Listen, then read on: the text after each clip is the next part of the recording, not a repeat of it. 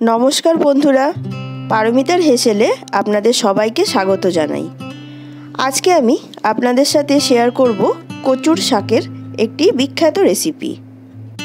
এটি কোনো নতুন রেসিপি নয়, বহু পুরনো এই রেসিপি আপনারা প্রায় প্রত্যেকেই কম বেশি বাড়িতে বানিয়ে থাকেন। আমি কিভাবে বাড়িতে বানাই, শুধুমাত্র আমার পদ্ধতি আজকে আমি আপনাদের সাথে শেয়ার করব।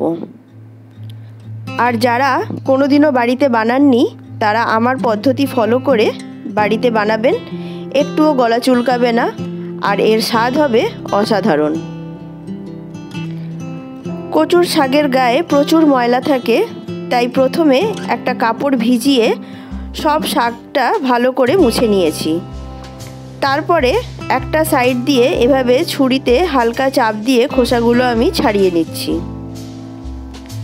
চেষ্টা করবেন ভালো করে মুছে নিয়ে তারপরে শাকগুলো কাটতে। যদি কাটার পরে ধোন তাহলে অনেক সময় হাত চুলকাতে পারে। এভাবে সম্পূর্ণ শাকের খোসাগুলো আমি ছাড়িয়ে নিয়েছি। তারপরে শাকটা কেটে পিস পিস করে নিয়েছি।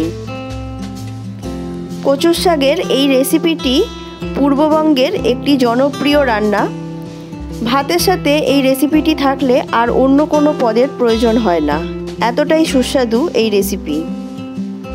কচুর শাকে রয়েছে প্রচুর পরিমাণে ক্যালসিয়াম, তাই সকলের জন্য এই কচুর শাক খুবই উপকারী, বিশেষ করে মহিলাদের জন্য তো ভীষণ উপকারী। কচুর শাকগুলো কাটা হয়ে গেছে, এবার সামান্য জল দিয়ে কচুর শাকটা সেদ্ধ করে নিয়েছি। তারপরে একটা ছাঁকনির মধ্যে রেখে দিয়েছি। কড়াই গরম করে ইলিশ মাছের মাথাটা প্রথমে খুব ভালো করে লাল করে ভেজে নেব। ইলিশ মাছের মাথাটা একটু ভেঙে দিয়েছিলাম যাতে ভাজাটা ভালো হয়। ভাজা হয়ে গেছে, এবার ইলিশ মাছের মাথাটা আমি তুলে নিচ্ছি।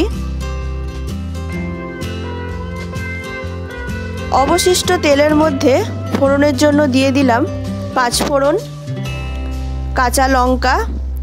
এখানে আমি 2টো কাঁচা লঙ্কা দিয়েছি, আপনারা চাইলে লঙ্কার পরিমাণ বাড়াতে বা কমাতে পারেন। আর দিয়ে দিলাম একটা তেজপাতা। ফোড়নের থেকে সুন্দর গন্ধ বেরোলে তার মধ্যে দিয়ে দেব সেদ্ধ করে রাখা কচুর শাকটা।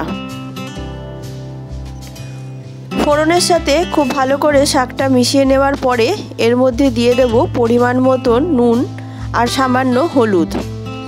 আর কোনো রকম মশলা এখানে আমি ব্যবহার করব না, শুধুমাত্র নুন আর হলুদ দিয়ে শাকটা খুব ভালো করে ভেজে নেব। ততক্ষণ শাকটা ভেজে নেব যতক্ষণ না শাকের রঙটা চেঞ্জ হয়ে যাচ্ছে আর শাকটা পুরোটা শুকিয়ে যাচ্ছে।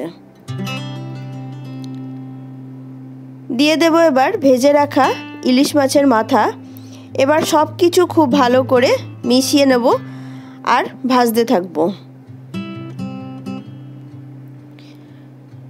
ভাজার সময় খুন্তি দিয়ে ইলিশ মাছের মাথাটা আর একটু ভেঙে ভেঙে দিচ্ছি যাতে শাকের সাথে খুব ভালো করে মিশে যায়।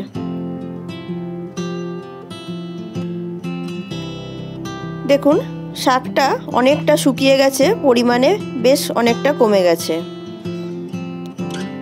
এইভাবে আরও কিছুক্ষণ ভেজে নেওয়ার পরে শাকটা এবার আমি নামিয়ে নেব আর গরম গরম ভাতের সাথে পরিবেশন করে নেব। আপনারা কারা কচুর শাক খেতে ভালোবাসেন আমাকে অবশ্যই কমেন্ট বক্সে জানাবেন। আজকে আমি আপনাদের সাথে শেয়ার করলাম ইলিশ মাছের মাথা দিয়ে কচুর শাকের রেসিপি। আপনারা যদি চান আমাকে জানাবেন, আমি নিরামিষভাবেও কচুর শাকের রেসিপি আপনাদের সাথে শেয়ার করব। তাহলে আজকের রেসিপি আপনাদের কেমন লাগলো আমাকে অবশ্যই কমেন্ট বক্সে জানাবেন। আর যদি ভালো লেগে থাকে আমার চ্যানেলটা সাবস্ক্রাইব করে আমার পাশে থাকবেন। রেসিপিটি অবশ্যই শেয়ার করে দেবেন আপনাদের আপনজনের সাথে। তাহলে আজকের মতন আমি আসি। আপনারা সবাই ভালো থাকবেন, সুস্থ থাকবেন। দেখা হবে আমার পরের ভিডিওতে। নমস্কার।